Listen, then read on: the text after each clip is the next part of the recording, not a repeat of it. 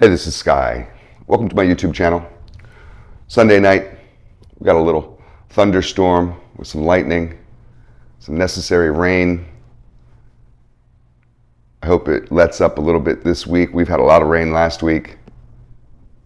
I need to be out on the golf course. That's where I feel like I want to be. I got turned away last week when I was up there because it was just too rainy. But let's philosophize a little bit tonight on the idea of peace. I was going to talk about this in our Sunday study group for warriors, but it just felt like it was going to be too much. Not that it's a heavy topic or anything. It's just it takes, more than 2 seconds to talk about it. And on the study groups, I like to just kind of go through fairly rapidly some ideas that I've jotted down over the week and present them to you guys to give you guys something extra to think about. But let's dive into this just for a couple minutes and see what we can figure out. Everybody seems to want peace, right? We all want peace of mind. We all want a peaceful society, a peaceful household, peace in our country, whatever, right? We use the word a lot. We have the symbol. Everybody seems like they know what it means, but it is somewhat subjective. I admit that. But let's just try to dissect it a little bit and see. Is peace real or is it a fantasy? I think for some people who live oppressive, torturous lives, it might feel like a fantasy. And I know what that's like, where it just doesn't feel very peaceful. I've lived in dangerous neighborhoods, watching friends die and dodging bullets and that kind of thing, and it doesn't feel very peaceful. Peace feels like something only rich people have. Our country seems to be perpetually in this wartime economy where we're either at war or we're preparing for war. So that doesn't feel very peaceful. Our police force is militarized, and maybe that's a good thing, maybe it's a bad thing, but it doesn't feel very peaceful seeing camouflage and machine guns. So I don't know if peace is a fantasy, but it definitely feels fleeting. I don't know if it's possible to have permanent peace. Is peace just a predictable emotional pattern? Right? Think about what that is, like, as opposed to an unpredictable emotional pattern.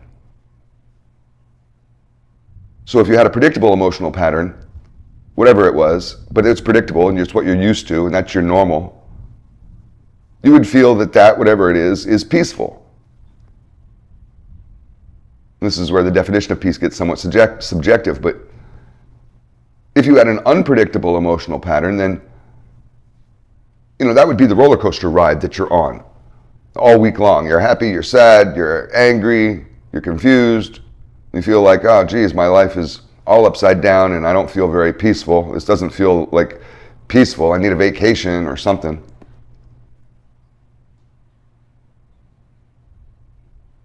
So maybe peace is just a predictable emotional pattern. Maybe peace is everyone believing or united in the same narrative, right? And some people are living in little bubbles now with these narratives. Red pill, blue pill, right wing, left wing, religious, atheist, whatever. There's a whole bunch of them. And when you're in your little bubble, it may feel peaceful because everybody's vibing on the same thing. And it's like when somebody else who's not part of that comes into your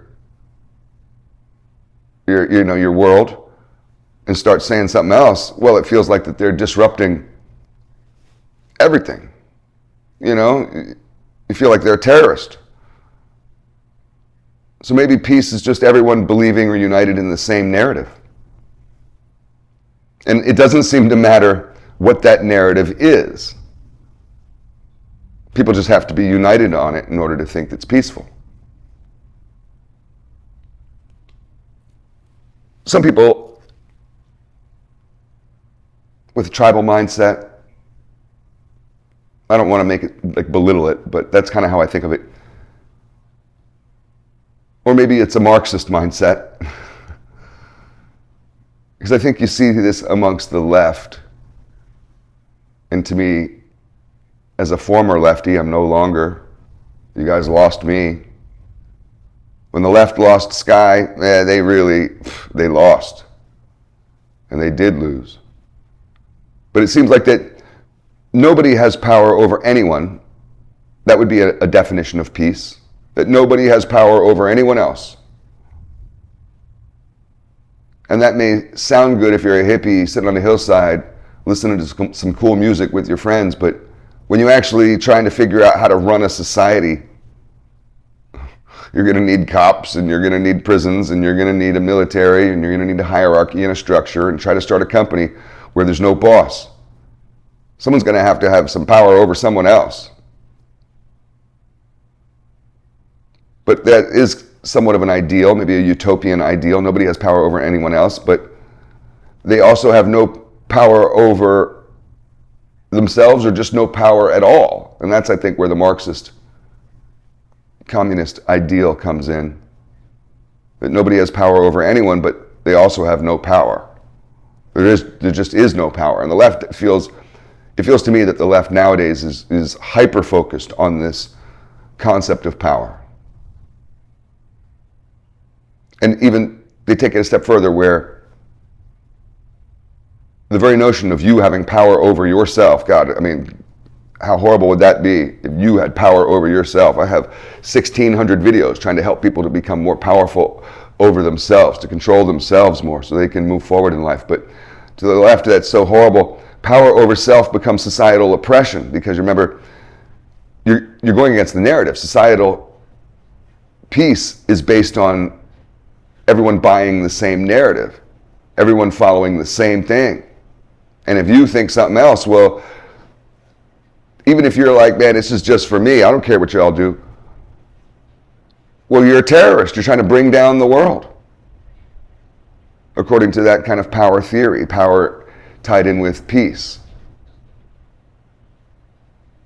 So the highly disciplined man, which many of you are, may have the label of toxically masculine, toxic masculinity. Simply because a highly disciplined man in this day of a bunch of lazy, pajama-wearing, feminine sissy boys, you're going against the narrative. So they hate you.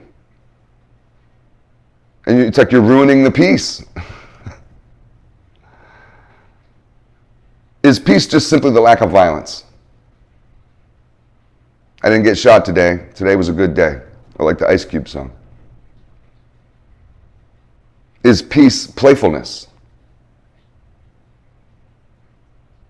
That's one way you can tell if a neighborhood is safe to live in, at least the way it used to be. If I would see kids playing outside, go there in the daytime, on the weekend, wherever, and you see kids playing outside, it's fairly safe. Because there's neighborhoods where people don't let their kids play outside because it's too dangerous. There's too many bullets. I've lived in neighborhoods like that. I've also lived in neighborhoods where there's kids playing outside, and oh man, I had this ground floor apartment where the window looked out to this community garden that was in Beach Flats barrio, and the kids are all cute. I don't hate kids, I love kids, but Jesus, they'd be right outside my window playing and screaming, and I was in there, I'd work nights, so I was in there trying to sleep in, and have all these kids screaming and laughing. But that's the joys of a safe neighborhood, is playfulness.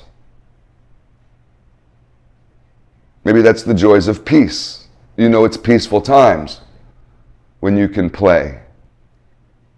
You and your girl are playing, that's peace. When you're arguing, that's war.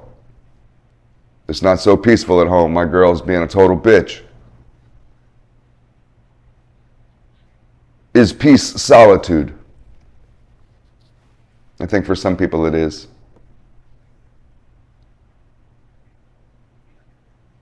But I don't think peace is loneliness. So if you're in your solitude and you're lonely, begrudging, angry, sad, depressed, you have all kinds of attachments. You wish you could be more validated. You wish you could be pet and give a couple attaboys because you need it. You need some validation. That's not peace. That kind of solitude is not peace. I don't know, it's food for thought.